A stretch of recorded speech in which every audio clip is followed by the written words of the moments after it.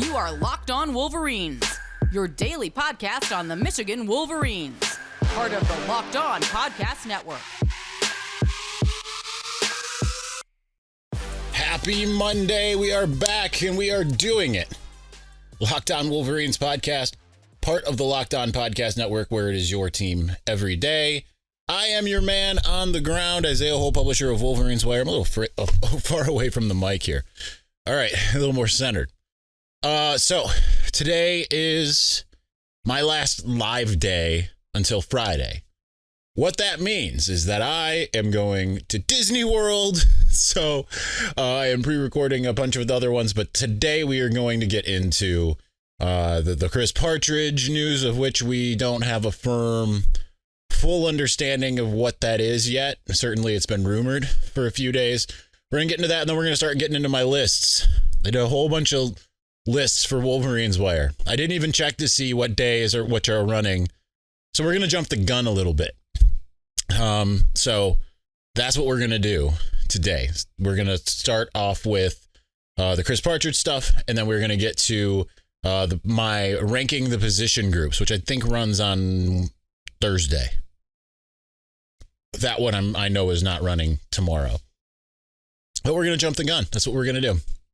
So I don't remember if I said Locked On Wolverines podcast, all that stuff, but let's get into it. First, the Chris Partridge news reported by On3. Chris Partridge is returning to Michigan. It's been fueled by rumors. The rumors are still somewhat abound about what that's going to look like. And we're not really sure yet if it is, if he's replacing a coach. The rumored coach is George Hilo. I'm still trying to get clarity on that, and I've reached out to people, and I haven't heard anything, which usually means that there's something happening. Let me put it that way. Usually, if something isn't happening, you get it quick. No, that's not happening. If something is happening, sometimes you get silence. So I had reached out to some people over the weekend, didn't hear anything. And now Partridge is in. He kind of precluded or whatever, that prelude. It was a prelude, I think, that he was going to be coming to Michigan. He kind of let it like a little hint out on Instagram. It's blown up since. After I shared it with Clayton Safety, he shared it, and it blew up after that a little bit. But there were no likes or comments. At the time, it was like 4 hours posted. Maybe it had likes. It had no comments. Chris Partridge himself was at Disney World. And he said, like, love a good roller coaster or something like that with maize and blue heart emojis. So it was pretty clear that he was probably coming back. Right? So that was kind of the prelude. Then it got announced not announced by Michigan, but at least announced by On3 that he was returning in some capacity. There was no indication of is it going to be a on-field coach? Is he taking over the Biff Poggi role? Keep in mind that his trajectory in Ann Arbor, he started off as the recruiting coordinator in 2015. He retained that role in 2016 while moving to be an on-field coach coaching linebackers. And he I believe he started at linebackers. At one point he was safeties, and I think that's where he left, was when he was with safeties. He started off with linebacker because Brian Smith came on to coach safeties at that time. So he was one of Michigan's best recruiters. He was absolutely phenomenal at that. So in getting him to come into the fold, Michigan will be, regardless of who they're replacing, unless it's Jay Harbaugh, and Jay doesn't have as marquee names as Chris Partridge, but Chris Partridge was a phenomenal recruiter in Michigan. And the only reason he left, and I'm going to shout out Rich Lempert because he likes to he likes to tell me what I'm doing right and what I'm doing wrong, which I appreciate, actually, because he's very respectful about it. I'm going to give you some inside tea about him that I can share. So, and Zuri's very interested in that. This now suddenly very clean puppy that got a bath and got her teeth brushed and all of that stuff as she prepares to go bye-bye. Sorry. So the only reason why he left, I mean, he was one that kind of saw and felt the Don Brown sinking ship and things with the signals that were going on. The fact that he felt like he wasn't going to be able to advance the way he wanted to. Keeping in mind, he started at Paramus Catholic as the head coach and then, moved up the ladder at Michigan. And he wanted to be a defensive coordinator. Obviously, he'd like to be a head coach at the next level. But he was looking somewhat for a way out, not because he wanted to leave Michigan. What he was hoping would happen, from what I was told, which was not by him, it was by someone else close to the situation that could not divulge, they couldn't speak on the record about it.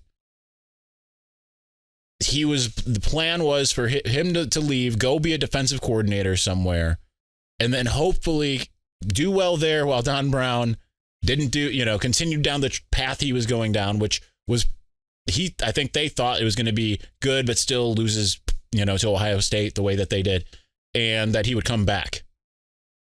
The other option that was on the table was make him a co-defensive coordinator with Don Brown. That was never going to work. That just because Don Brown, being a guy who's been a long-time coach, he was never going to accept that.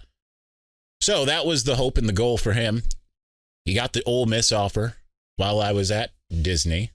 Actually, it happened when I was at Disney. He already got the offer. It became official while I was at Disney, and I had it all. You'll note that I had it pre-written that he was going to Ole Miss, which you probably wouldn't know offhand, but that's how it went. It's walking through Toy Story Land, and it became official at Hollywood Studios. So, and all I had to do was hit publish. Now he's back. And it means a lot for the state of Michigan football recruiting. Could mean a lot for Michigan football coaching. It'll be interesting to see. I hope it's not at the expense of George Hilo, because he is one of my favorites. But that's what the rumors have been. And I don't normally like to address the rumors, but I mean, they're pretty widespread at this point. And I haven't gotten anything to refute it at this point either, which usually doesn't bode well, but we'll see. Anyway, let's get to our list. We'll split it up 8 and 8 with the position groups. But before we do that, let me see. Got to see what we're doing here. Problem when you're doing 4-part podcasts at once. As a small business owner or hiring manager, you know that success in 2023 all depends on the team members you surround yourself with.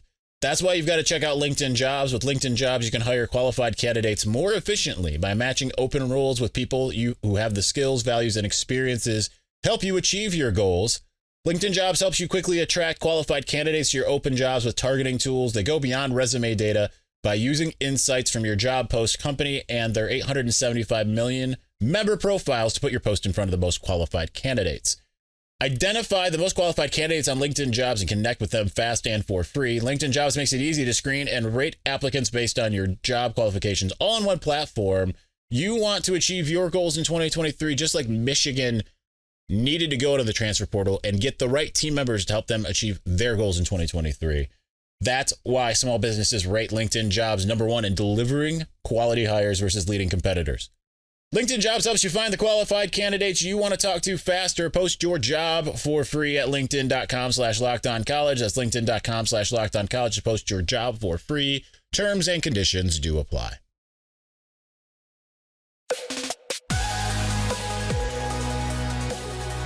Got my microphone falling, all that kind of stuff here. All right, let's move on to my list. And we are going to be lists from here on out. Remember, if there is breaking news happening during the week, I will not have a reaction until Friday at the earliest. So that is how that is going to go. But I ranked the top, actually I got 9 position groups here. I did not include special teams because it's kind of its own deal.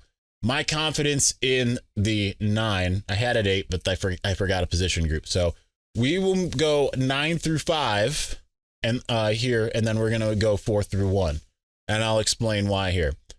So my number 9, and it's sad to say this because it's weird because I actually have a lot of confidence. This speaks to the quality problems that Michigan has right now. My number 9 is cornerback. So the reason why I have cornerback is because it's the only position group where there isn't like okay, this guy's gonna, let me try to back up and explain here. If I can get my microphone to just not fall every 2 seconds here. We're facing problems we used to face at the old space that I haven't faced in a while. All right, that'll do. So the coaching, I think, is stable, which I didn't mention in the article, obviously, because Steve Klingscale has been absolutely amazing at coaching defensive backs, being the defensive pass game coordinator.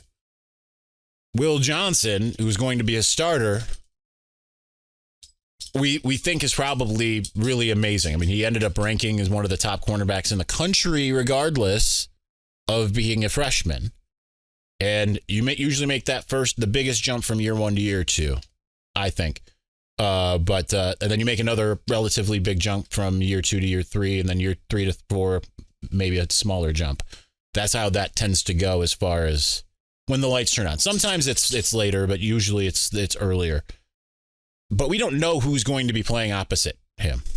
Now, including Mike Sainer still in with the safeties, because that's where the nickelback position is it's housed. But I think that Jaden McBurrows would be the one that I think is probably going to get the run in the spring, assuming he's healthy. And I believe he is. So it's a situation where Michigan's got one guy for sure. They'd like to have, they've tended to want to have 3 guys and they've got one guy for sure, maybe a second. And then behind him, it's maybe Jaden McBurrows. I'm assuming Jalen Perry's moved on at this point. And then you've got a litany of other guys that are all big maybes. Miles Pollard, Cody Jones. And then could Jair Hill or Cam Calhoun be an early contributor? I wouldn't bet on it early. Maybe later in the season like Will Johnson was. So you don't have necessarily German Green. Let's include him in there. It just doesn't, it's not a very deep position group. So that's why I don't have a lot of faith in it. Because if Will Johnson locks down one side of the field and another guy lets everything through, then it's a problem. But it's a quality problem in the sense that I don't think that's what's going to happen. I think if they field Will Johnson and Jaden McBurrows and German Green is cycling through, I think that's honestly going to be pretty good. I think. And if they have to start out with that, by the end of the year, it'll probably be okay. And, at least they'll figure out the rotation. And the likelihood of them probably targeting someone in the transfer portal in the spring, once the portal opens back up, I think is pretty great. Number 8, always down near the bottom ever since Devin Bush left, really, is linebacker, and that's unfortunate. They've got some guys there, certainly, but it still could be better. And that's kind of an issue. And right now, we don't know for sure what the coaching situation is there. So that's also a part of it. But, Junior Colson is above average. Not quite the elite player that I was hoping he would be. Michael Barrett really ascended throughout the season. Very, very good. Jimmy Rolder got more playing time, but he was very inconsistent. What was Kalel Mullings? Kind of the same, but obviously ended up playing more running back at the tail end. I forgot to even in my article to mention Nakai Hill-Green, who should be back. So maybe that would put him up a tick, but not really. And then you add Ernest Hausman, who was kind of middling in PFF, but was rated number 1 overall by 24/7 Sports before Travis Hunter entered the transfer portal. So certainly there's a lot of possibility and opportunity at that position. I just want to see it uptick a little bit, because if the linebacking core can play elite level, Michigan will, I think, win everything. Usually teams with an elite linebacking core are they tend to be the best defenses in the country, and I just cannot keep this microphone from slipping for whatever reason. Making all kinds of noise over here. I'm just going to have to slouch on video. Anyway, so that is my number 8. Number 7, I have defensive line. It's kind of sad seeing 3 defensive groups down here near the bottom. But that said, I still think Michigan's defense is going to be at worst a top 10 unit. So defensive line it's just a more question marks personnel wise, because you lost Mozzie Smith and Mike Morris. You lost some guys that maybe were kind of middling, or good but middling. Ayabi Oki, who I thought probably was going to really ascend this next year, but some other guys like Julius Welskoff, George Rooks, those guys are gone. But you still got Jalen Harrell. I'm including the outside linebackers in this group. You still got Jalen Harrell. You still got Braden McGregor. You still got Derek Moore, who I think is really a climbing player. So there's a lot to really like about those guys. You add Josiah Scott from Coastal Carolina, and Mike Elston has done a fantastic job in his 1 year at Michigan, and that's not a surprise given what he did at Notre Dame. But I still have them down near the bottom. There's some guys that are coming in that haven't been in there, and I forgot to mention Mason Graham, Kenneth Grant, and Rayshon Benny, who I think that makes for a pretty good interior rotation. To be honest, I'd feel more comfortable if there was one more guy that you knew was just gonna go in there and destroy. Chris Jenkins is the centerpiece. I think he'll be really great. Outside guys, I think, are good. They right now don't have like a full-on game wrecker for sure, but some guys that very well could become that. So I'm curious to see. Braden McGregor really felt like he was on his way there, and Josiah Scott could end up being that guy. All right, we'll finish out this segment with number 6. Nope, sorry, we're going to do 2 more. Number 6, we got wide receiver. Fool me once, shame on me, is where we're at with that, because last year, this time and deep into the fall, I had wide receiver up at number 1 or 2. So confident that the wide receiver group was going to be amazing. All these names, all these guys who could really break out, and not much. Ronnie Bell was very good. He got almost 900 yards. Cornelius Johnson got 121 yards less than he had the year before.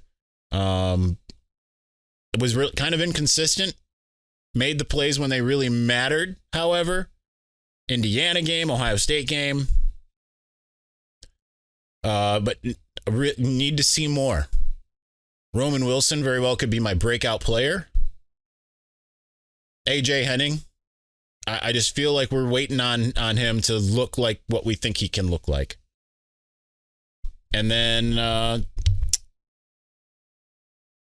you got the trio of sophomores who I think are going to be really good. You've got 2 of the freshmen on campus already, Samaj Morgan, Frederick Moore, and I think Carmelo English is the type of guy who can come in and make a early impact as well. But I want to see it. I really want to see it before I start to buy in. Which leads to my number 5, and that's the tight end group, who is the most decimated of all the offensive positions, because you lost your 2 starters entering the year, Luke and Eric.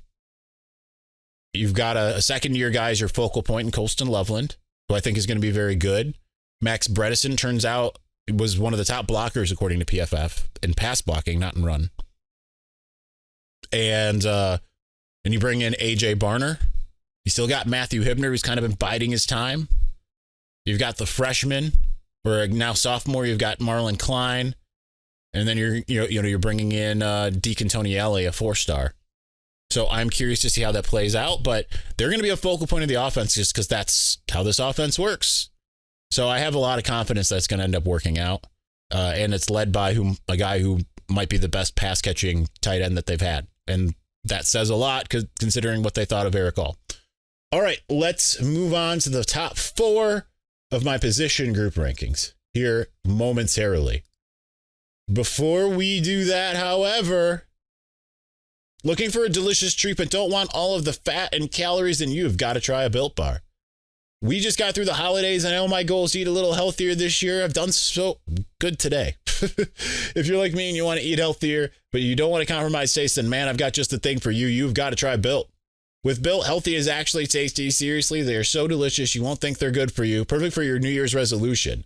What makes Built Bars so good? Well, for starters, they're covered in 100% real chocolate. That's right, real chocolate. And they come in unbelievable flavors like churro, peanut butter brownie, and coconut almond. I'm not sure how Built does it, but these bars taste like a candy bar while maintaining amazing macros. And what's even better is they're healthy. Only 130 calories and 4 grams of sugar with a whopping 17 grams of protein. And now you don't get to wait around or need to wait around to get a box. For years, we've talked about ordering your Built Bars at Built.com, and now you can get them at your local Walmart or Sam's Club. That's right. Head to your nearest Walmart today. Walk to the pharmacy section, grab yourself a box of Built Bars. You can pick up a 4-bar box of cookies and cream, double chocolate, or coconut puffs. If you're close to Sam's Club, run in and grab a 13-bar box with their hit flavors, brownie batter, and churro. You can thank me later.